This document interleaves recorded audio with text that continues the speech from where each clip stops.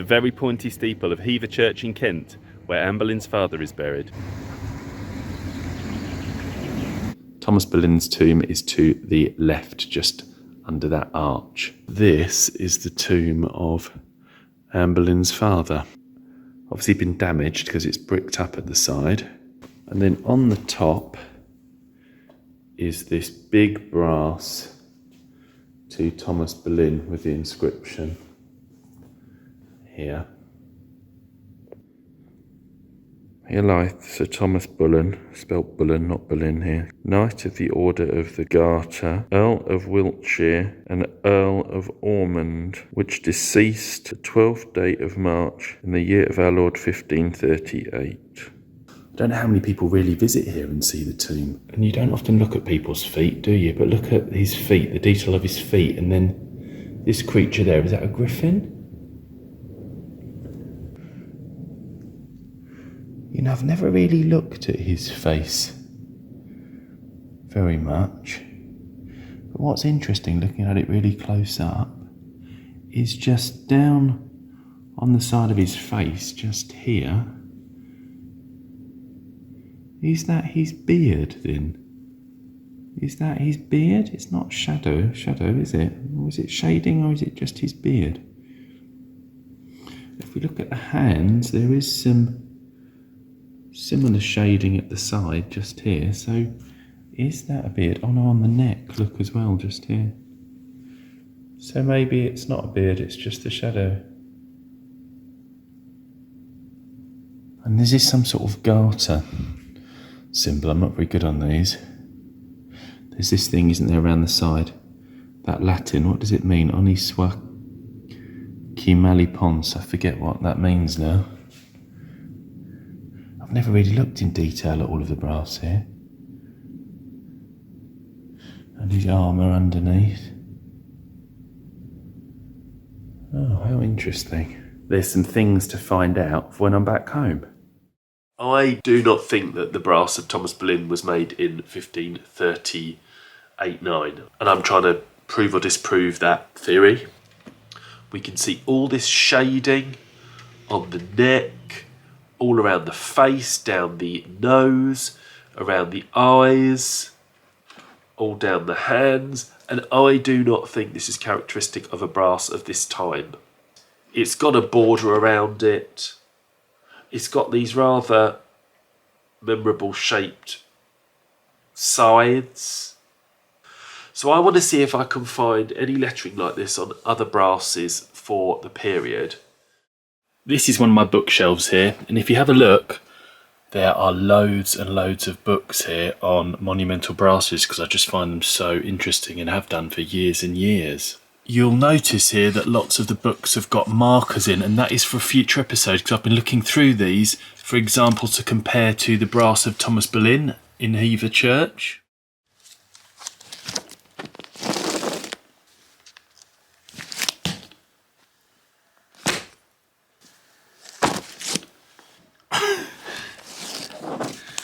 I have got all the books of the brasses off my shelves. We're going to look through them now. We are looking to see if we can find similar examples to the brass of Thomas Boleyn. This whole series of episodes started when I visited St Peter's in Hever, and I thought that the brass looks later because of the shading and other details which we're going to talk about. So we're going to have a look through all of my Monumental Brasses books. I've loved Monumental Brasses for over 30 years. I've really loved them. I've got a lot of books and I've gone through them all with all of these little tags in here, these little notes in here, because they're brasses that are of interest when we're looking at Thomas Boleyn's brass.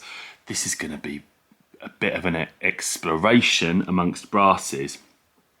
I have got my trusty camera here that I'm going to film the pages on, held up by my Grandpa Will's tinfoil factory model when he retired in the 60s. So let's put some of these to one side and start to have a look. I don't know where I'm going to start really. It's just... there's just so many books. to look through. I think I'll start with these ones actually. Now, these are some of the things that we're going to be looking out for from this little brass here. This is a postcard from St. Peter's Hever that I've got of the brass here. Now, some of the things that we need to think about. This brass looks different. Firstly, it's supposed to be from 1539, but it's incredibly lifelike. The face looks very lifelike with lots of shading. You don't see these with other brasses of the 1530s. It's just not like that. The shape of the hands, like this, I think that looks a bit different for the period. I think a lot of the time their hands were like this, so I need to check that out. Also the inscription plate, which is rectangular. It's not in Gothic script like you find on most other brasses. It's in capitals. I don't know of any other brasses like this in England that have this kind of lettering, which is again makes me think it's later. We've got these little bits at the side of the inscription. This is a very unusual inscription plate. I don't know of any others like this from this period. So we're going to have a look at this. There's some other bits as well to think about. He's wearing a coronet. Can we find any other coronets on people who had earldoms or Garter Knights? There's only one of the Garter Knight brass, but can we see anything like that? And also the thing that's kind of quite interesting about it is it's very, very rectangular, this brass. It is not cut out around the helmet as we would expect to see. The griffin at his feet is also not cut around. It's this very big blocky design, which again feels different to me. So that is what we're looking at. And here we go. These are some copies of Transactions of the Monumental Brass Society. I'm not a member of the Monumental Brass Society. I keep saying I should join, but I haven't joined yet. These are copies I've had for years and years from the 70s. Their publications are brilliant. I really would recommend joining, and I will do that myself. At the moment, you can't join online. You have to send a form, which it's a bit problematic for me to do that. I just don't really like sending forms in. But anyway, let's have a look at what we've got here. Oh, and we start with a brass, which is of a man in armour with his two wives. This is from 1540, Sir William Gascoigne. We can see that the wives are both wearing their heraldic mantles with their coats of arms on, and so is he. But just look at this face of this man here. This is from 1540. Look at the face. You can see what I mean about the difference in the Thomas Boleyn brass. There is no shading. These faces seem very, very sort of basic and amateur and not lifelike, like earlier brasses or like the one of Thomas Boleyn. The hands, though, are sort of together, but you don't have that curved hands. It's sort of like this. So again, there's a difference here. You can see that the helmet's all been cut around. The animal and the feet have all been cut around. It's not a big block like you see with the brass of Thomas Boleyn. So there's a difference. This brass is in Bedfordshire. So they were all different workshops for monumental brasses. But you can just see the difference, why I think there's something strange about the Thomas Boleyn one. This is 1975 Transactions. Let's have a look here. There's this brass of Henry Bowyer, died in 1589. And you can see what I'm saying about all this shading and the more detail, which is why I was thinking the brass is later, because you get much more shading on these later brasses than you do for the 1540s ones. We've got another image of a knight in a brass. This is Richard Catesby. He died in 1553, so that's a similar time period, isn't it, after Thomas Boleyn. We can still see here the face and how it's not so shaded. It doesn't look as detailed or as lifelike, does it? Interestingly, the legs haven't been cut out here, all by the side of the sword. You have got more of the attached design around the helmet as well here, which is a bit similar, but it does look completely different styling. Transactions 1976. What have we got here? Oh, it's not been cut, this page. Where's a knife? Let me just get a knife. It's funny how where sometimes the pages haven't been cut in old books and so you can't read all of them.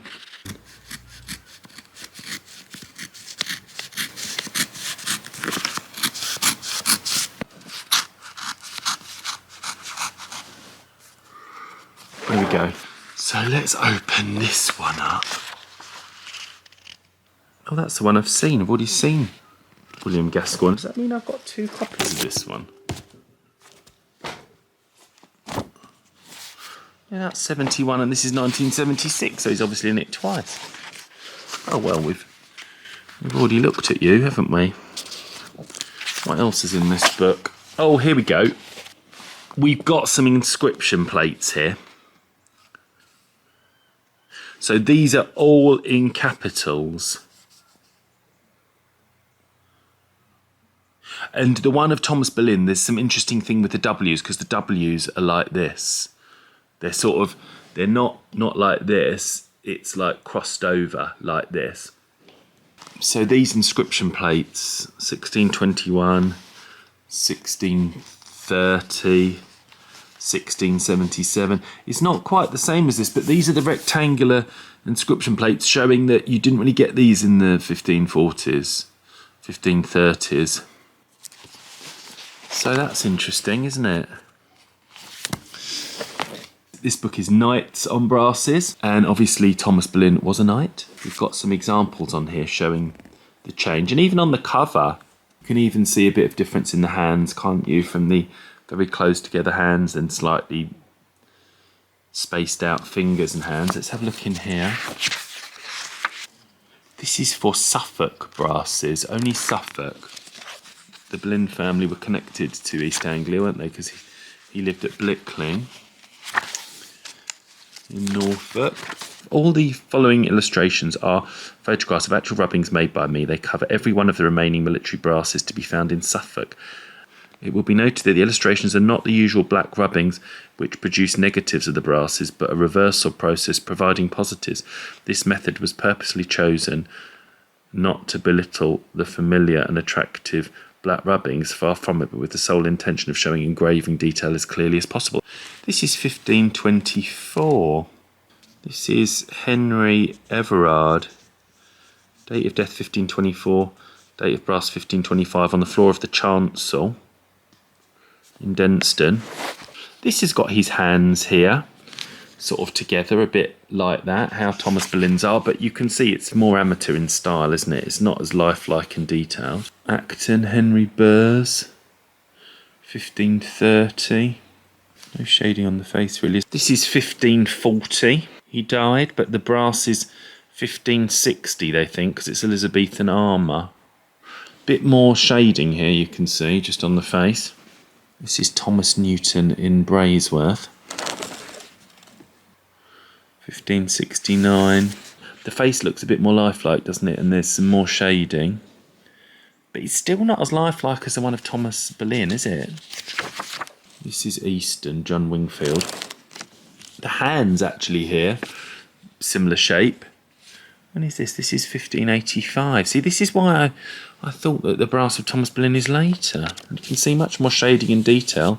But it's not a rectangular block, is it? It's still more cut out. Ash Bockinge, Edmund Bockinge, 1585. More sort of cartoonish as a design. This is Church Memorial Brasses and Brass Rubbing. I've had this Shire album for so long. The Shire albums were great to collect. I had a lot of them all over different things. Interesting seeing the 2 people on the front here doing a brass rubbing, because of course you can't really brass rub in churches anymore. It's not something you can really do. The first image on the page is actually Henry Bouchier and his wife Isabel. We've looked at this previously because this is the only other Garter memorial brass. You can see the Garter here.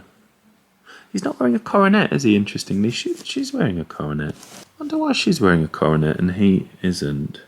This is 1483 from Little Easton, but we have looked at that one before. But you can see the style is, you know, even just the difference in the 2 brasses here. Probably, I don't know if they were done at different times, but it's quite basic, isn't it, in style. This is interesting. We've got 3 brasses in a row here. Is it Anthony Fetyplace, 1510, from Swimbrook in Oxfordshire? That's earlier. This one's interesting in the middle, though. George Throckmorton, about 1535, in Warwickshire. This is a bit more lifelike, isn't it? Look at the hands here. It's actually next to the brass of Thomas Boleyn here. But the hands and the face do have a lot more detail, don't they? Obviously, these two haven't got cloaks or capes or mantles or whatever you call them over them. But you can really see how blocky this one is compared to the detail of these ones. Oh, this is really nice. This is the page that shows all the different parts of the monumental brass. It's interesting, isn't it? This bit is the foot inscription, which obviously we've got with Thomas Boleyn, Margaret Chain and others. Sometimes the children are at the bottom there. This is the marginal inscription, which is on the Devane brass. So that's a nice little part, isn't it? This is a square brass, this. It's in Ipswich, in Suffolk. The detail on this brass is extraordinary. This is to a merchant, Thomas Pownder, who was engaged in trade with the Low Countries. By the Low Countries, we're talking about like Belgium, Netherlands, that area. But the detail on this is incredible. This is rather strange looking brass, this one. This strange little plaque here, Adoration of the Shepherds, about 1500. A boy doing some brass rubbing here. I remember going to the brass rubbing centres and doing brass rubbing. There's still one in Westminster in St Martin-in-the-Fields. This is Hertfordshire brasses now. I do love monumental brasses, they're so nice. Right, who have we got here? We've got 2 men here. And this is showing again the greater detail for the more lifelike faces here, which we can see in this man. He's not quite so lifelike. He hasn't got any shading, has he, here? These 2 men are very, very similar. Are they in the same posture? They're of the same family. So Thomas Knighton and John Knighton, 1545 and 1585. But this is why Thomas's brass sort of has this more lifelike face, like in this one. Nettleton, Sir George. This is 1545, so this is very, very similar period to the Thomas Boleyn brass. It's a completely different style, isn't it? Much more basic and less detailed there. This is church brasses by A.C. Bouquet. So this is British and Continental with some notes on incised stone slabs. Look at this though, look at the way they've done all the colours on this. That looks really striking, doesn't it? Seeing the yellow and all the colours there. Really makes it pop out. And look at the bottom there where the gauntlets are just lying there. This is 1551 in Norfolk. It's a very similar period to Thomas Boleyn, but look at the face is what I'm saying here. No shading at all on the face here. Completely different style, isn't it? Looks very, very different. And here we've got the actual brass of Thomas Boleyn here. I can smell this book. It smells of old books. You know, you can smell that musty look. So they've got him. There's another inscription here in these capitals, not in the Gothic style for most brasses. Interestingly though, on the other side there's a Flemish brass. But yeah, just showing that these capitals, rather than the Gothic style. We are getting through these books. Monumental brasses here. Herbert W. Macklin, a doctor, 1480. Just looking at the hands there, similar style. So I guess maybe the hands aren't, you know, similar to Thomas Boleyn, so maybe that doesn't mean it's later, because there's earlier examples of that. Brasses and brass rubbing. Somebody showing how you do it, how to clean the brass, and then how to put the paper over to do your rubbing. This is quite a good little guide. Look at this person doing a brass rubbing. Oh, I remember doing this in Stoke-by-Nayland and at Lambeth and at Westminster, St Martin's-in-the-Fields. But it's just showing you exactly how you would do the whole brass. And then have the final product there. That's a nice little thing to see. Brings back memories, that. This is a later brass from 15... Who's this? Lettice Barnarde, from the 1593 in Oxfordshire, just showing this more lifelike design, which is what was making me think Thomas Boleyn's from this period. See, Thomas Boleyn's in this book too. He's everywhere, Thomas Boleyn. He's in all the brass books because the brass is so fine. They've turned the inscription up the other way here. 1618 Ilminster, Somerset. This is the brass. This is just again showing much more shading on the faces. This is 1595, Sir Edward and Elizabeth Gage in Westfirle in Sussex, just again showing much more shading on the faces. This is an incredibly elaborate brass here, this one, to Roger de Strange, 1506 in Hunstanton in Norfolk. It's interesting, his hands are out like this, aren't they? It's like doing the Spice Girls stop dance or something. You can see that the quality is not the same as the Thomas Boleyn brass though, even though this is extraordinarily detailed and fine. 1591 in Hunsdon, Hertfordshire, again showing an inscription, square inscription with capitalised letters, Roman letters. And here we've got the monument again of Thomas and Emmy Pownder, 1525, in Christchurch Mansion Museum in Ipswich. There's another square design here. This is in capital 1613 from St Nicholas in Aberdeen. Brasses and brass rubbing in England, Jerome Bartram. What's in here? Oh, Thomas Boleyn's there again, of course, he's everywhere in all the brass books, isn't he, Thomas? John Eager, 1641, square, again the capitals here. This is why I'm thinking the brass inscription to Thomas Boleyn is much later, because it seems odd. This again is 1595, again a square brass plate. There's no border around it, is there? This is to John Elizabeth and Margaret Gage in Firle in Sussex. Didn't we see Firle before? There's probably some nice brasses there. Here's a square inscription. Who's this? To Mary Howard, 1638. Firle in Sussex. There's a square inscription here to John Matthews in Bibury or Bibury in Gloucestershire. That's very square with a border, isn't it? This is the first one I can recall seeing a border round. Like Thomas Boleyn's 1707.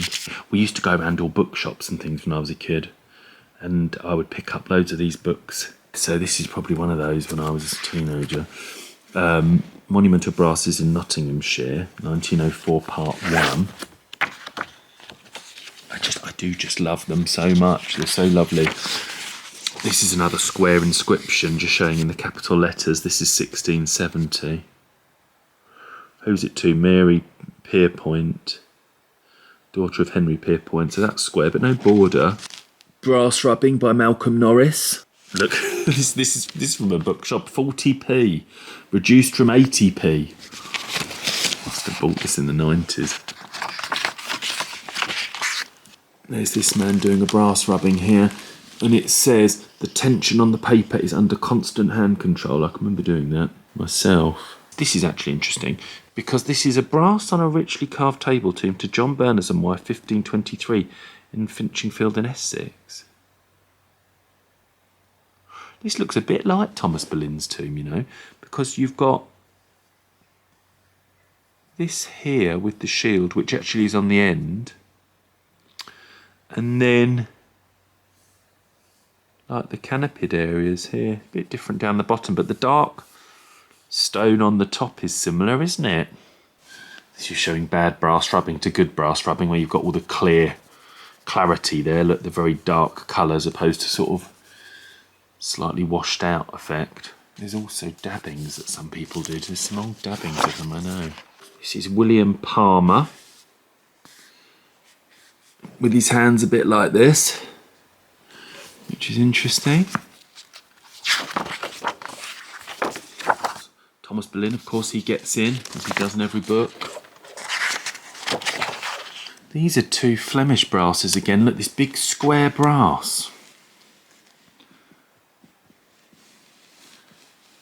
This is in Belgium. This is the Thomas Pounder again, brass, which is in Ipswich, Suffolk here. But you can see the similarity in the designs, can't you? This big square block there for the two Flemish brasses, even though they're in different countries. What else have we got in here? This is an incredibly fine one, isn't it? This is what the feet are on. Whose is this one? Wild Men at the Feet of Ralph Baron Cromwell, 1470. And Tattershall, Lincolnshire, they are extraordinary. That detail is incredible, isn't it? That's an incredible brass, that one. This is interesting as well. This is a Polish brass. This is from 1524. And if I just slide down here, you've got a square inscription here in the capitals. That looks like Thomas Boleyn's, doesn't it? That sort of lettering. Where's the W's? Are there W's on here? Don't think there are any W's, are there? But look here, just at the side. You've got those bits that come out. That is similar to Thomas Boleyn's, isn't it?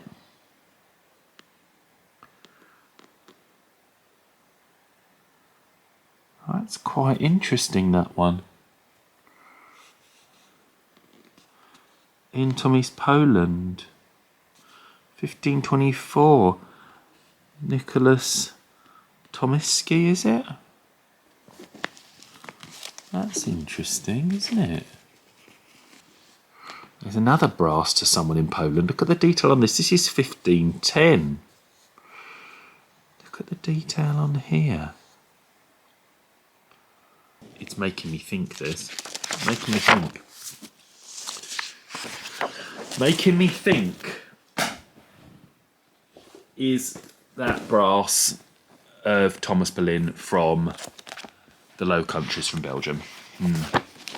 Yeah. Right, what are we on now? Brass rubbing, this is Victorian Albert Museum catalogue. There's a couple of brasses here to other soldiers, but again, not the detail of the Thomas Boleyn brass at all. We've looked at this one in the middle too. Is it Sir Robert Estrange in Norfolk? We've looked at him. Here is Thomas Boleyn. And there's another one here. Look, it's all cut out though, all of that. Helmet. Not as detailed. And we've looked at these ones before. This is Lady Marnie and her first husband and second husband. I think they're around the other way actually in this one. I think the second husband was on this side and the other one. Much later brass there, but being added in. I find that really interesting.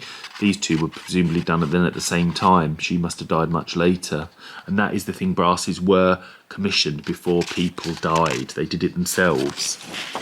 We know that. Sometimes there's a blank space left for their date of death that's not been filled in.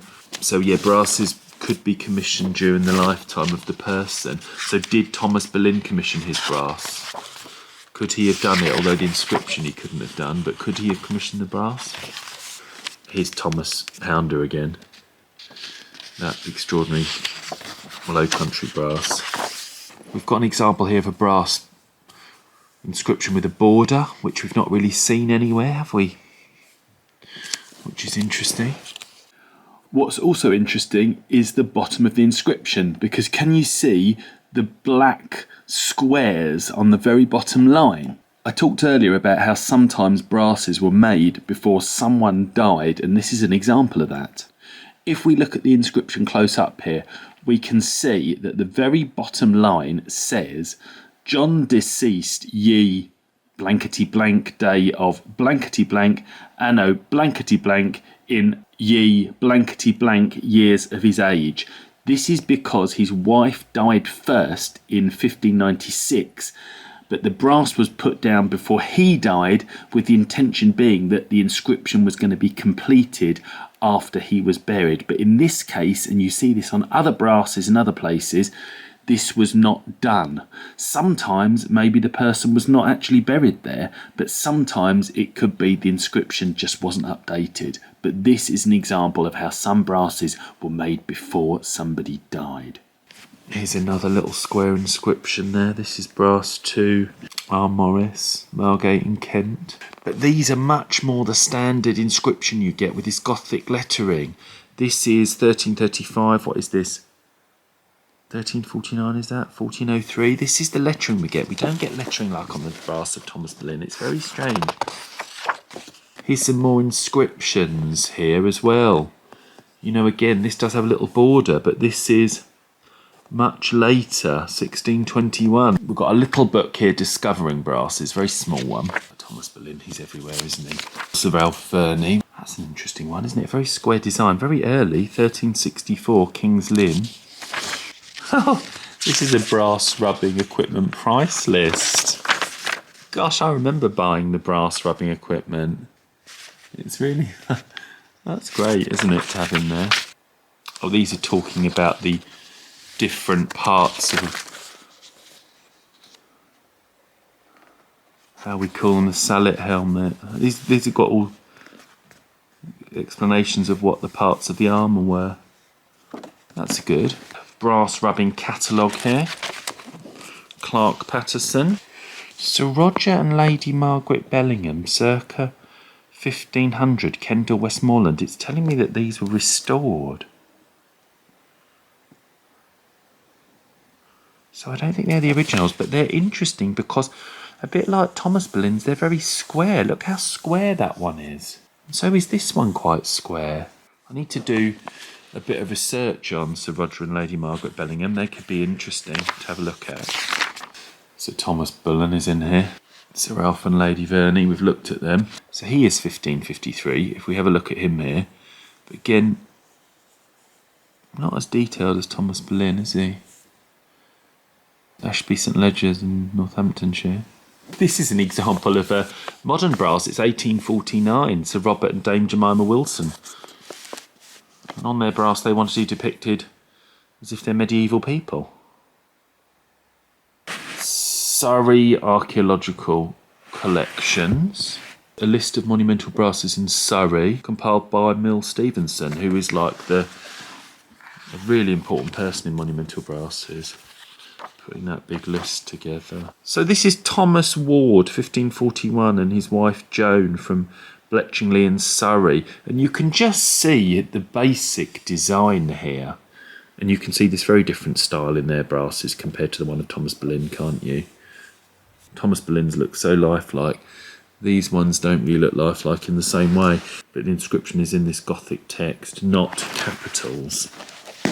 Monumental brasses in Somerset. Oh, this smells of old bookshop, this.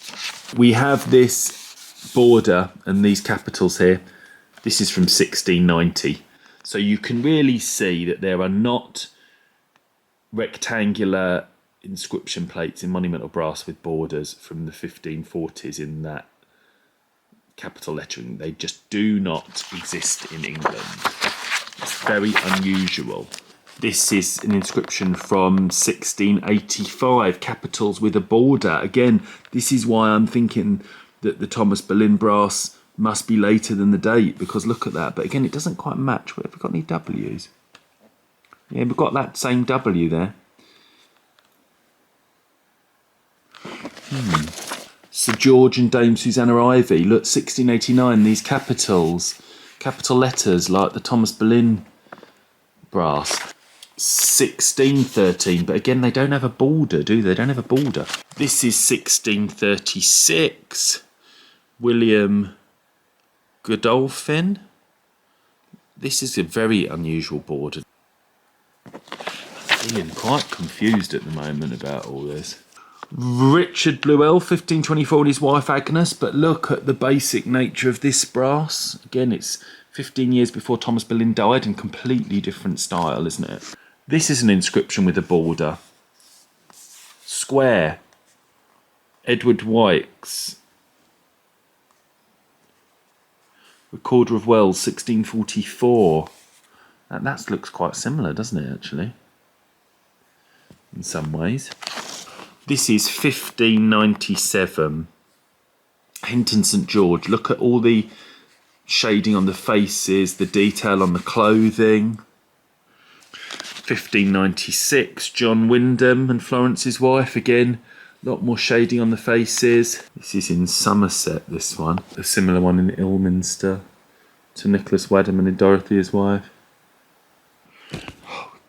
3 more books left. A list of monumental brasses in Surrey, compiled by Mill Stevenson, who is like the legendary list maker for monumental brasses. Crikey, there's loads to look in here. What is all this?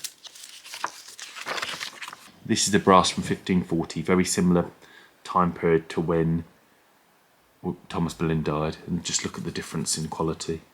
This is a brass to William Wordsworth, 1533. There is a little border around this, actually. Thomas Ward and Joan, his wife, 1541. But again, really not the detail on Thomas Boleyn's brass, is it? Elizabeth Slyfeld here in capitals from 1597. There are no brasses I've found anywhere near Thomas Boleyn's death that are in capitals like on his. There just aren't any. So that is interesting in itself, isn't it? This is the inscription to John Scott and his wife Elizabeth from Camberwell. He died in 1532 apparently, Baron of the Exchequer. What's interesting is there's a little drawing of the tomb showing a shield here and some little windows, and that's similar to Thomas Boleyn's tomb, which is from the 1530s.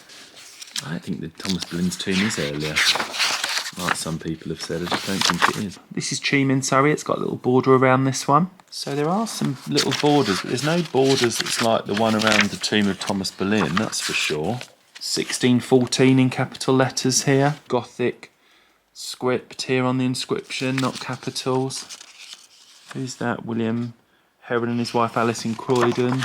Elizabeth Finch in Croydon. Even she's got Gothic script on hers, and that's, what is that, 1589. John Parkinson, 1607. Interesting, isn't it there? Lots of detail on him here. This is a very fine looking brass, isn't it? The engraving here. Erasmus Ford. But again, this is 1559, but again you've got Gothic script here.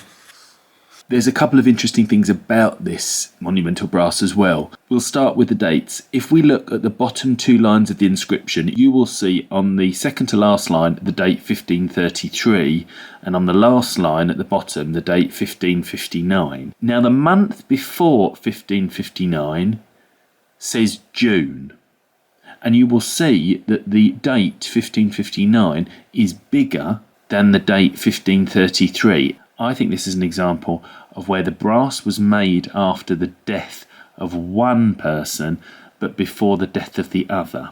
I think that when Erasmus died in 1533, that they made the brass with a long gap on the bottom line for when his wife died.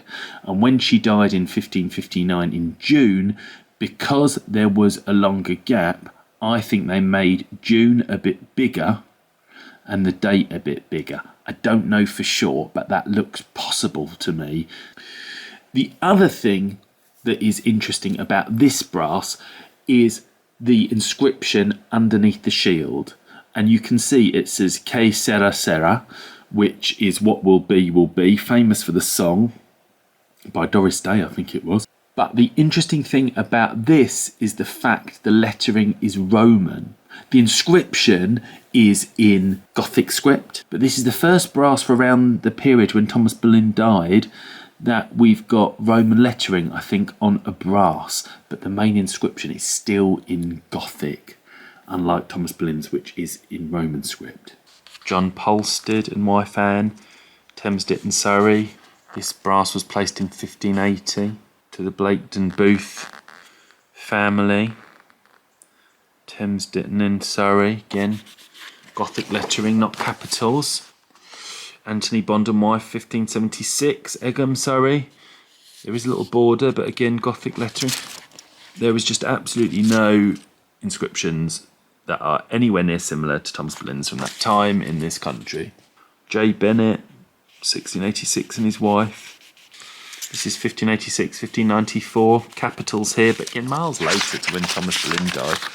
1597, Francis J, again capitals. So this is why it all seems a bit wrong. 1595, John Barker. I needn't go on really because I can clearly see from everything. Baldwin Smith, 1557, Guildford, Holy Trinity, you know.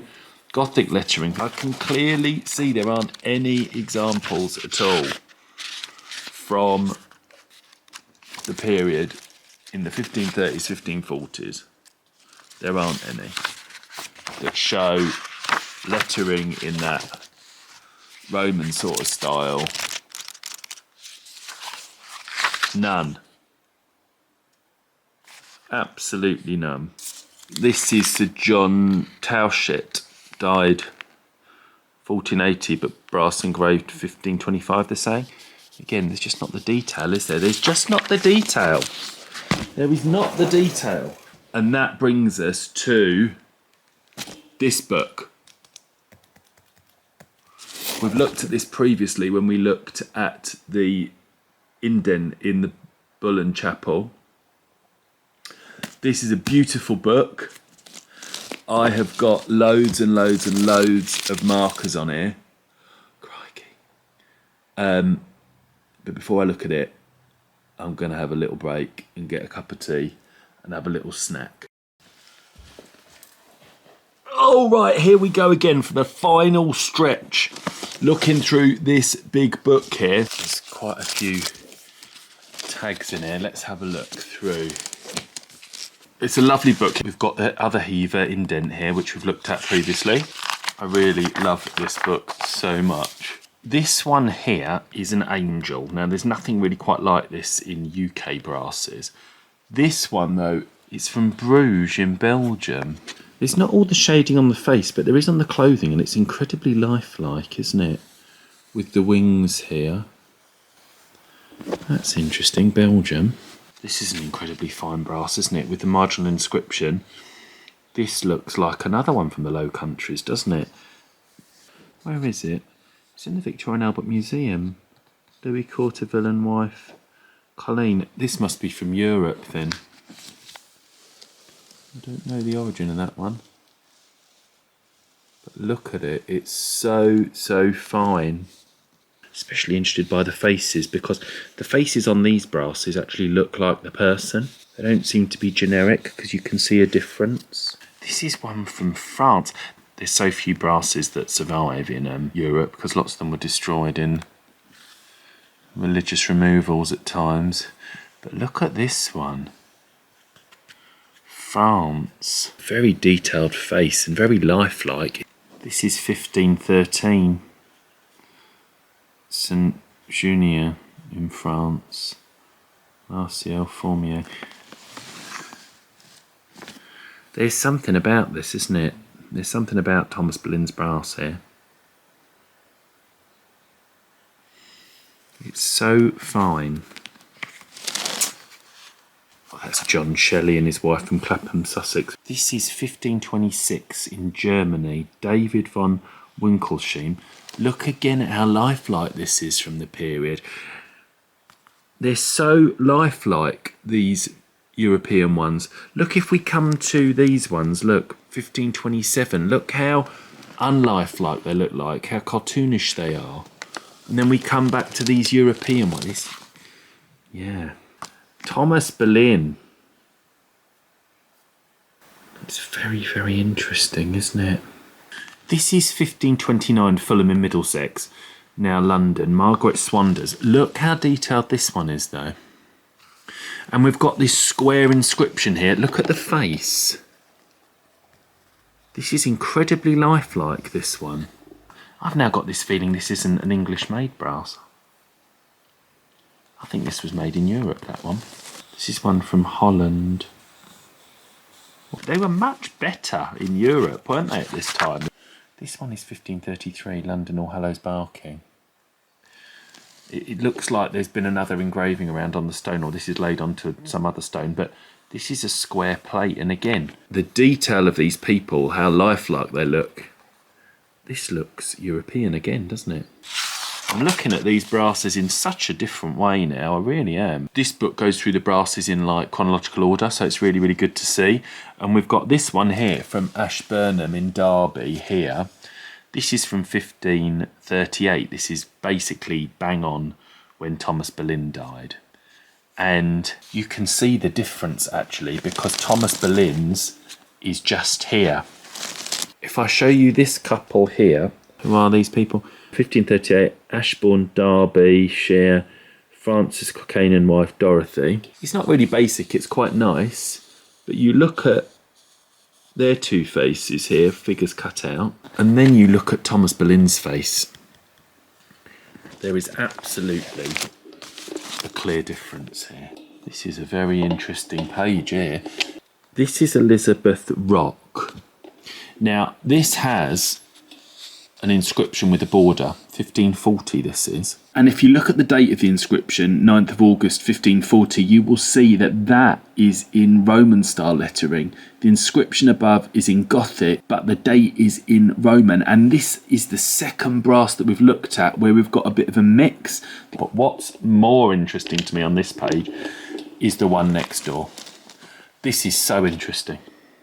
Again, it's from Belgium. Ludwig van Leefdal and wife Marguerite. But look at the inscription. Look at it.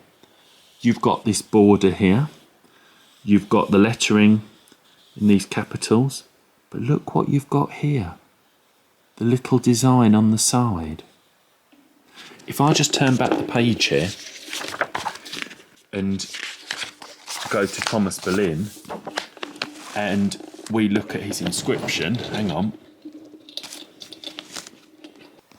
you've got the exact same design here. I've not seen this design on any brass at all, none. I've not seen it anywhere on any England brasses that I've come across looking through these books. Maybe if you know something, please post if you've seen something similar. If we look at the style of Thomas's brass here, how lifelike it is, and then we go to this brass and see how lifelike these are, especially with this design. I think I've been wrong all this time thinking the brass is from a later period. It's not from a later period, it's from a different country. It's not an English brass, it is a Belgian brass or a Low Countries brass, isn't it? That's why it looks so different. That's why I didn't think it fitted the period. It doesn't fit the country, that's why.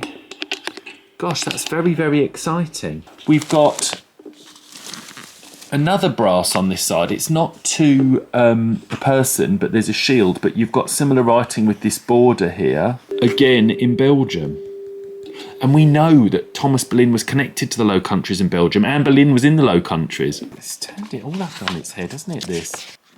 Yeah, and look at this one here. We've got, this is from Holland. Breeder Holland, Adrian Rowland. I think we looked at that other square one a minute ago. I think that shows it's Belgian, doesn't it? This square design. We've looked at this guy already, Sir Richard Catesby. This is another Belgian brass here. It's later. It's from 1572, but you've got another border here with a similar lettering. Very fine detail here on this brass. Wow. And there's two brasses here that are quite interesting. We've got Dame Margaret Plummer with this Gothic lettering here, but very detailed with her hands and everything, which is why I thought Thomas Boleyn was later. And then we've got this one with a border and capitals, but this is from 1575. But I now think that Thomas Boleyn's brass was made in the Low Countries. That's what I think. Because even when we come to these later brasses where they're so detailed and engraved, the whole position is different. They're facing on the side because they're looking at each other, aren't they? Even this single person here from 1600, Mary Bussey, she's still facing to the side. This person's actually facing to the front. So, that brass from Belgium, there is another picture of it in this one. This was one of the transactions of the Monumental Brass Society that we were looking at. And here it is again in Belgium. That design here. One of the things I said about Thomas Boleyn's brass is that it felt so square, didn't it? It wasn't cut out. It's very, very square. So what if the brass was made in Belgium, it came over as one big sheet like this with Thomas Boleyn here, and the engraving at the bottom, the inscription at the bottom. And then when it was being placed on his tomb, it was cut down. Does that seem realistic if we're thinking this is from Belgium, or if I'm thinking it's from Belgium? I really think that's what could have happened, because look at the brass. This is so similar all the way down. This is actually as it lies, because you read it this way, isn't it? And he's lying to come up on the Day of Judgment, to rise up. So, but the inscription's this way, you can see it. What if this was originally here, and it was on one bit of brass, like this?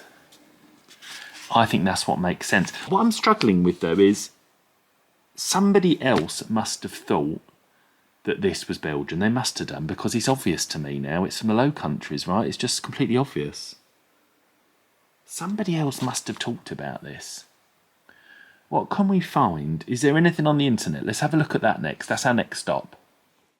I'm at my PC looking to see about Thomas Boleyn and Belgium, because it's now completely obvious to me that Thomas Boleyn's brass is from the Low Countries. So somebody must have said it.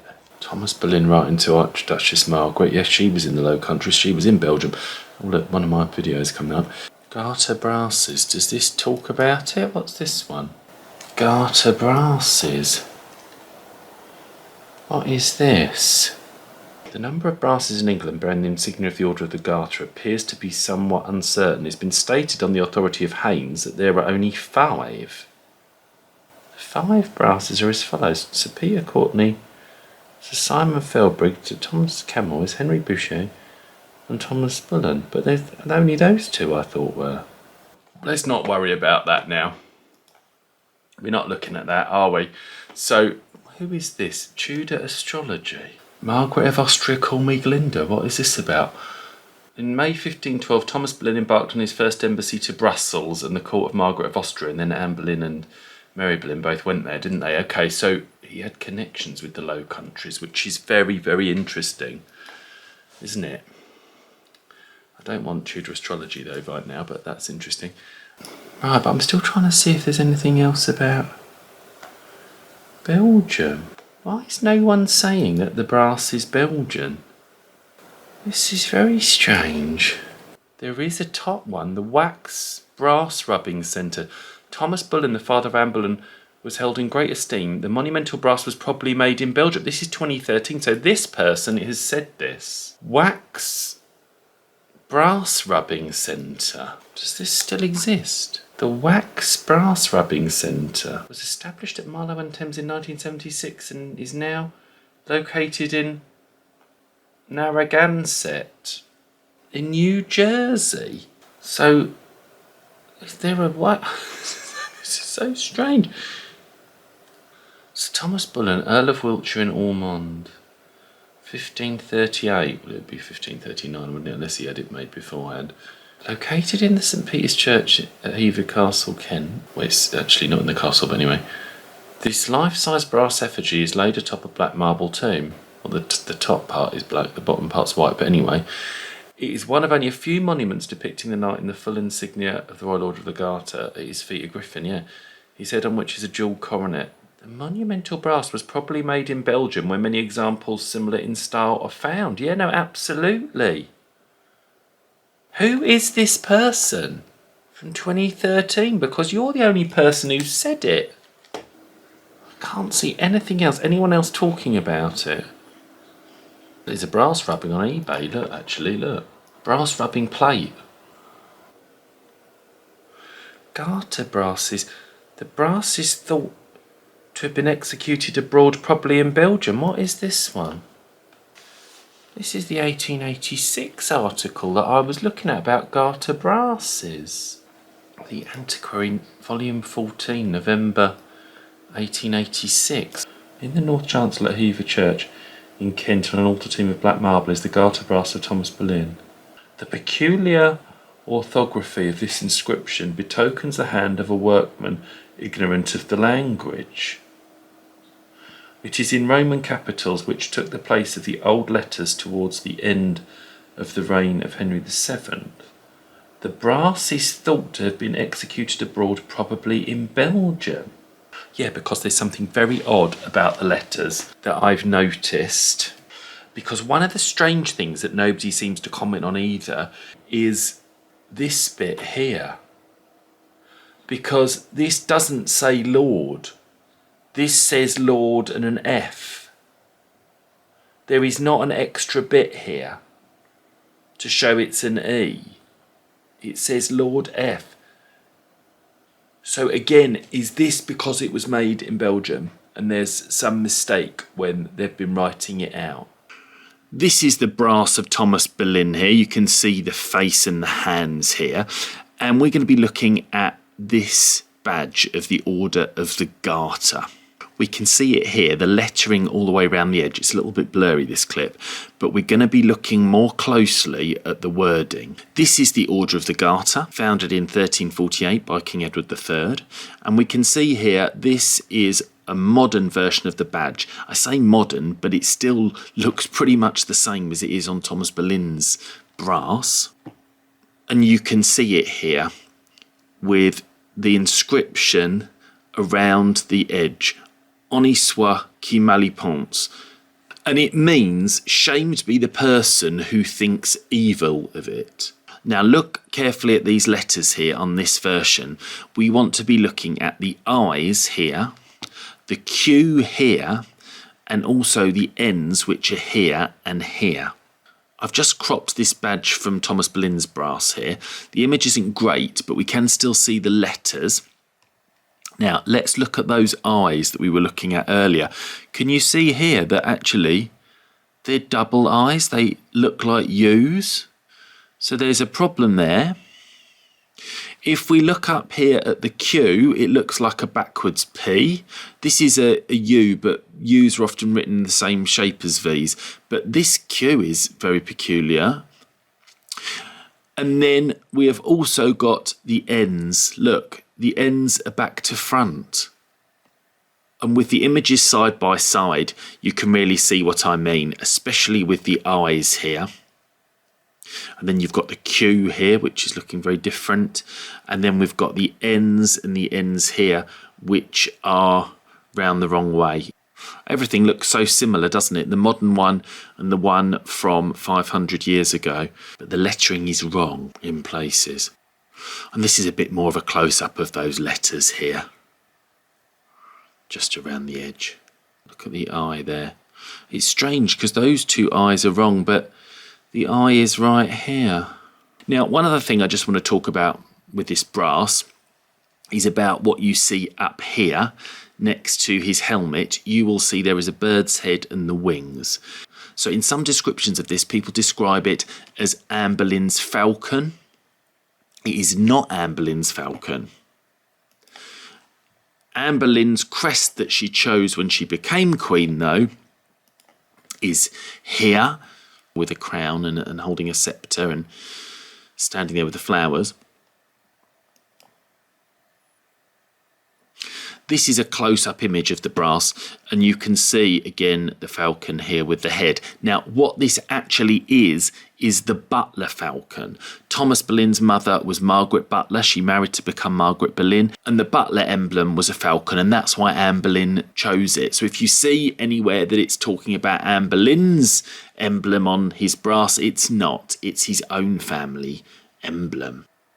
But the article that we've found from the century before last explains what I've realised myself. That tells us a bit more about this brass as they thought in the Victorian era, and it seems to be correct. So they said it was made in Belgium in 1886 in this magazine. Why is nobody really talking about that? Because it's obvious now. Because it sets up a whole thing when you're thinking about his death and who commissioned the brass, who did it. Because I was thinking, well, Margaret Boleyn, formerly Butler, Thomas Boleyn's mother, was had mental health stuff going on, so she couldn't have done it. Daughter Mary, they were sort of estranged, so she wouldn't have done it. So I now think whoever put it on the tomb or did the inscription was either Robert Cromwell or Thomas Cranmer, his executor of his will, which I've discovered, which we'll talk about later. Well, no, I've not found his will, but I know he was the executor, which isn't really talked about much either. So what was the deal with that brass? It came from the Low Countries. We need to research Belgian brasses more. That's what we need to do next. Research some Belgian brasses, see if we can find anything else that's similar. We've already seen some similar things. But yeah, my theory at the start of this was that Thomas Boleyn's brass was later than 1538-9. I don't believe that now. I think the brass was made in Belgium. Or it must have been. So let's look at Belgian brasses. All the little twists and turns of this Thomas Boleyn search, isn't it? Subscribe for updates to the channel. Thanks for watching. More videos that you can click on are coming up now.